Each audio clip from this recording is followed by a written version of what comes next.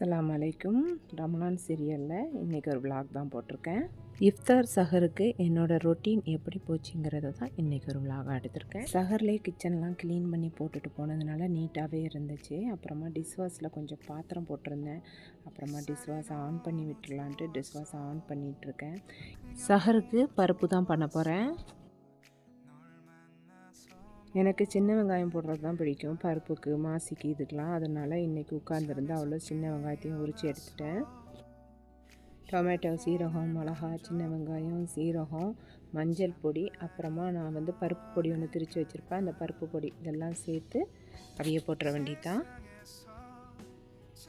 புளி பேஸ்ட்டு எடுத்து வச்சதுனால ரொம்ப யூஸ்ஃபுல்லாக இருக்குது. ஒரு பாட்டில் புளி கூட காலியாகிடுச்சு. இன்னொரு பாட்டில் ஃப்ரீசரில் இருக்குது, அதை எடுக்கணும். இன்றைக்கி இஃப்தாருக்கு ரொம்ப சிம்பிளாக பஜ்ஜியோடு முடிச்சுக்கிட்டேன். இப்போ 1 கப் அளவுக்கு கடலை மாவு எடுத்திருக்கேன். ஒரு 1/4 கப் அளவுக்கு அரிசி மாவு சேர்த்துக்கோங்க. அரிசி மாவு சேர்த்தா நல்லா கிறிஸ்பியாக இருக்கும். நான் கலர் எதுவும் சேர்க்க மாட்டேன், காஷ்மீர் சில்லி பவுடர் தான் சேர்த்துக்குவேன். கொஞ்சமாக காயமும் சேர்த்துக்கலாம்.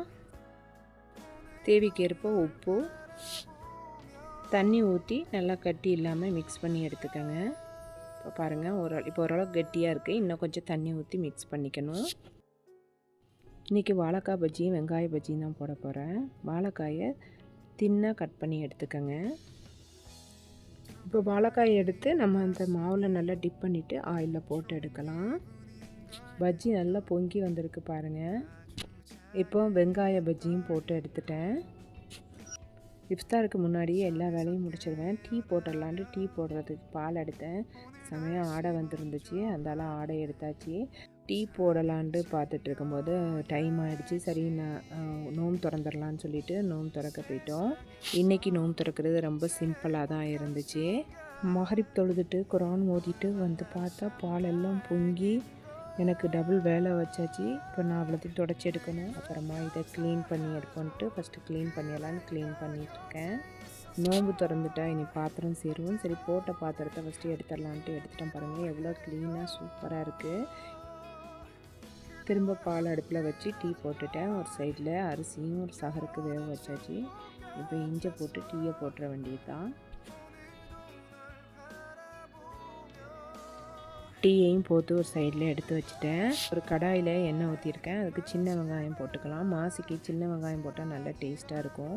அப்புறமா மாசி பிசைஞ்சிடலான்ட்டு தேங்காய் பூவில் மாசி பொடியை போட்டு நல்லா பிசைஞ்சி அதே இந்த எண்ணெய் வெங்காயத்தோடு அள்ளி வச்சு நல்லா முருவை விட்டு இறக்கிடுங்க. நல்லா டேஸ்ட்டாக இருக்கும் பருப்பு ரசத்துக்கு. இந்த மாசியை அப்படியே அள்ளி வச்சுருங்க வெங்காயத்தோட. இப்போ நல்லா ப்ரௌன் கலரில் முருவி வரும். இப்போ பாருங்கள், நல்லா ப்ரௌன் கலரில் வந்துருச்சு. இப்போ இறக்கிடலாம். மல்லிகைப்பூ, பிச்சிப்பூ இதெல்லாம் நிறைய பூத்துருந்துச்சு. அதனால் அதையெல்லாம் பறிச்சிட்டு அப்புறமா தண்ணி போட்டேன் எல்லா மரத்தங்களுக்கும்.